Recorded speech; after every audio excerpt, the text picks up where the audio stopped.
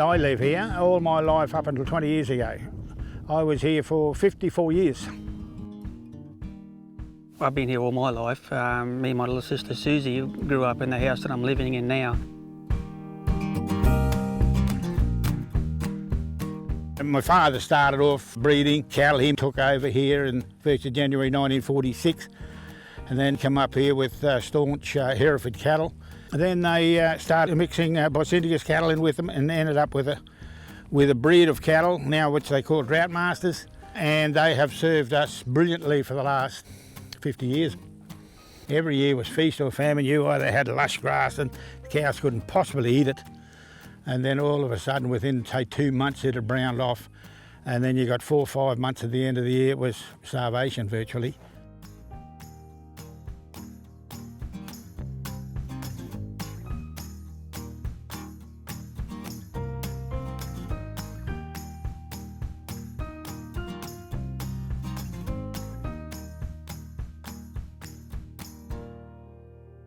He copied a fellow that lived down from Ayr. There's a fellow down there doing it at a much smaller scale.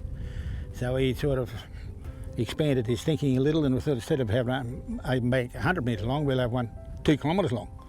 And it worked.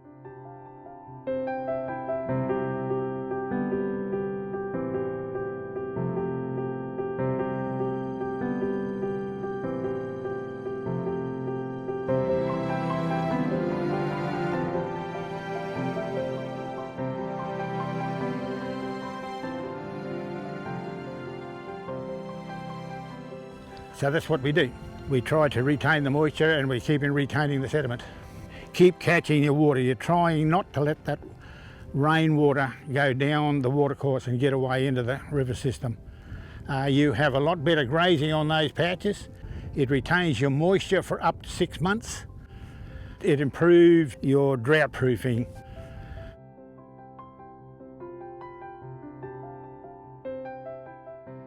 To learn the process of beef grazing is not a simple process. There's a lot of trial and error through your life, and if you make too many errors you go broke. And that's the same with most businesses. That's why that background knowledge that your parents and grandparents have is so critical, because they've had those trials and errors as well, and they can pass on what has worked for them. You also have to learn that yourself by going out into the paddock and studying the livestock. You also have to go and make sure that the livestock aren't, getting too low in condition, or the fences are up, or the waters are clean, and all that kind of gear, so that the animals are doing well. You have to understand how much grazing pressure you can put on a certain soil type in a certain pasture. All that is background knowledge, and that doesn't come easy. Granddad's moved away from working on the property by the time I sort of got halfway through my schooling life, and I've worked with Dad after that. My granddad was always there to talk to. But it's been great, because both of them have had knowledge of Kirknie, and Granddad's had knowledge of the beef industry that's invaluable. And Dad's always had knowledge of Kirknie. If you're having a problem, you always go back to the knowledge base and ask him what we could do. And in that regard, it's been great.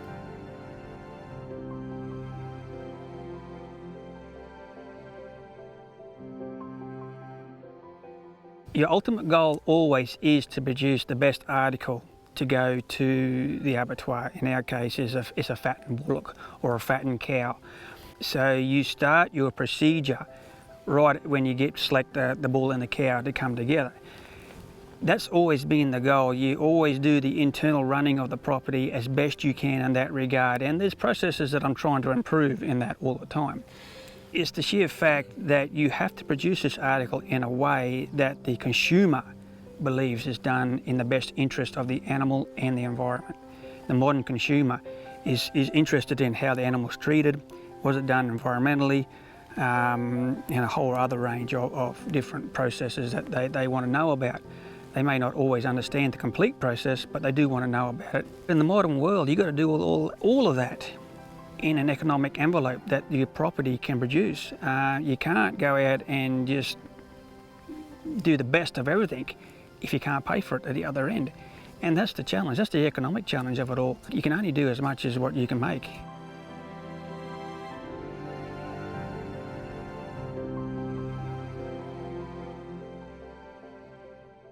Well, it's lifestyle for starters. You know, if you don't like what you're doing, you don't get up and keep doing it every day. So you got to like what you're doing. So if you do like what you're doing, it's easy to get out of bed in the morning and get outside into the heat or the cold or whatever you're working in.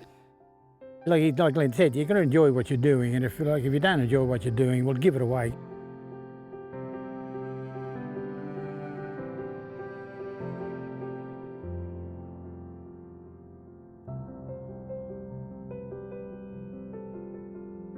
You've got to keep all the land in a good enough condition so that when you're finished with it, whoever you're handing on to, you can make a go of it. You've got to work it and spell it and work it and spell it and keep it in a good enough condition so that whoever's behind you can take over from what you're doing. So that's basically it. You just look after it. You look after your land. If you look after it, it'll look after you. Keep it as weed free as you can, and keep the sediment runoff as least you can. Most of it's common sense. If you abuse it, well, you won't last long. You're on the double queue.